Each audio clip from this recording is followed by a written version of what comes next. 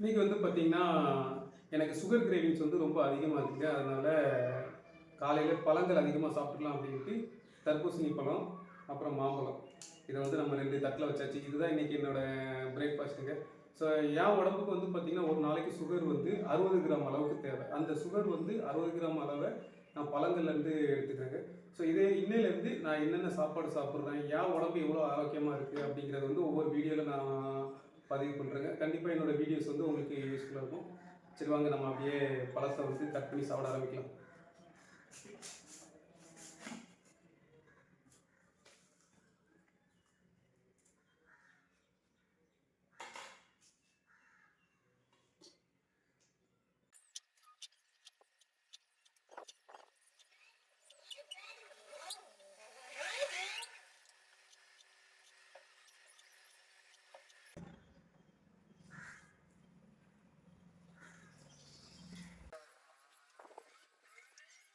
இந்த மாம்பழம் வந்து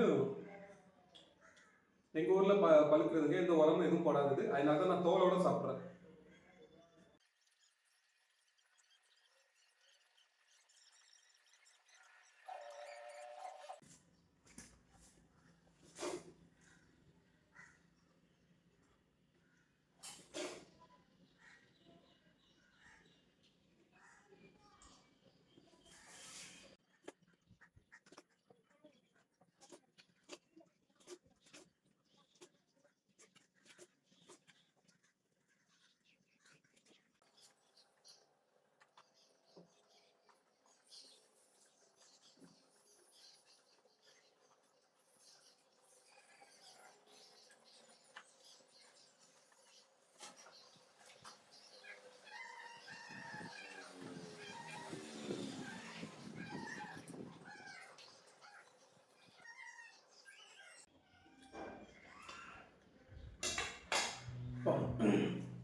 ஸோ என் தட்டில் வந்து பார்த்திங்கன்னா, இந்த தர்பூசணி 1 கிலோ, அந்த ஸ்கின்னோட சேர்த்து 1.25 கிலோ இருந்துச்சு கரெக்டாக.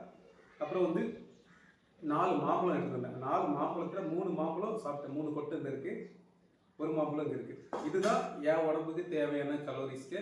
இந்த கலோரிஸை நான் காலையில் என்னோடய பிரேக்ஃபாஸ்ட்டுக்கு நான் எடுத்திருக்கேன். ஸோ இதே மாதிரி நான் 1 மாதம் எடுக்கிறேன். 1 மாதம் கழித்து என் உடம்புல என்ன மாதிரி ரியாக்ஷன் ஆகுது அப்படிங்கிறத நான் சொல்கிறேங்க. ஸோ இது எல்லாமே என் உடம்புக்கு தேவையான எனர்ஜியை நான் வந்து பழங்கள் மூலமாகவும் சாப்பாடு மூலமாகவும் எடுக்கிற வீடியோவில் தான் நான் வந்து ஒவ்வொரு வீடியோவும் பதிவு பண்ணுறேன்.